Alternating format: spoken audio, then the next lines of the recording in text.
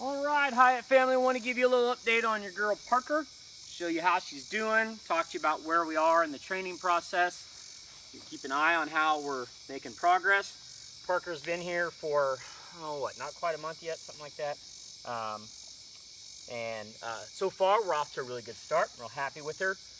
She likes picking up birds. She's good with gunfire. She retrieves real nicely.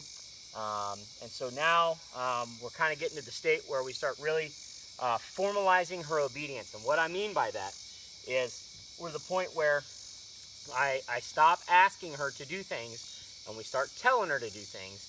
And if I tell her to do something, we have to follow through with it. So the way that we do that is primarily through e-collar conditioning and use of the leash. So she's really good about walking on a leash. That's no problem. Doing heel, here, sit on a leash is absolutely no problem for her. The problem for her is when she is off the leash and she thinks she is free to do as she pleases. This has actually led to a really big problem this week. Parker has decided to take off and leave the premises. This is an absolute deal breaker. We can't do that at all. So as soon as I figure out a dog has left, we put the hammer down on being able to do that and figure out how to break that habit pronto. So as soon as I figured out she had left, she was only gone for maybe 15 minutes. I figured out she was going over here to the pasture right next to the house and eating cow poop. So this is a double whammy because obviously eating cow poop is not good for her health, and her being off, not coming in when the other dogs come in from going out to air is a double whammy. That's a no-no. So we immediately, if that happens when you have her and she takes off and she comes back, you have to remember when the dog comes back, you cannot correct the dog when they come back. That's the worst thing you can do, because then you just taught the dog that they're going to get punished as soon as they come back. We have to catch them in the act. So what I did is we immediately started e-collar conditioning, which I'm about to show you. And then today I set her up to fail. I let her run with all the other dogs, and I knew good and well what she was going to do. And sure enough, she took off to the pasture and she wanted to go eat cow poop. Well, this time she had the e-collar on, and she learned very quickly, okay, that's a bad idea. And she came running back exactly like we needed her to. So that's kind of the significance of the importance of this training, is even beyond, being a gun dog, we have to make sure that Parker is safe and taken care of. And when you go out to the field, that you can control the dog, even when they want to go do things like go eat cow poop. So let me show you what this looks like and how we're teaching her to be e-collar conditioned. Oh, you like those feathers too? Well, you like to eat all sorts of things, don't you? Yeah, you do. Okay. Yeah. So what we do is we are doing the same commands that we did at the very beginning, which are going to be sit, heel, here. And what I'm going to do is I'm going to use the e-collar on a low setting. It does not take much for the dog to understand that the e-collar means business. And the whole idea of the collar is to teach her that we can enforce our commands at a distance. That's the big deal.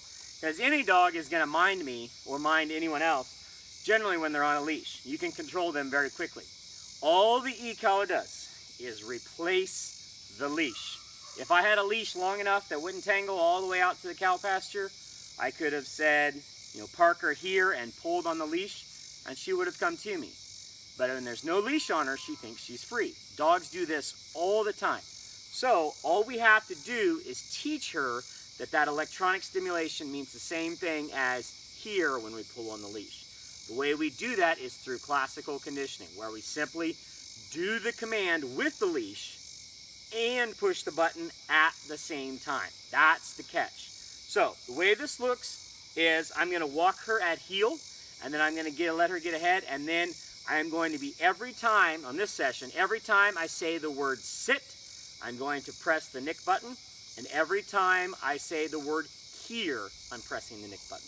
I am not going to be nicking on the word heel, because heel is a movable thing, so we're going to be doing it only for sit and for here. Let me show you what that looks like.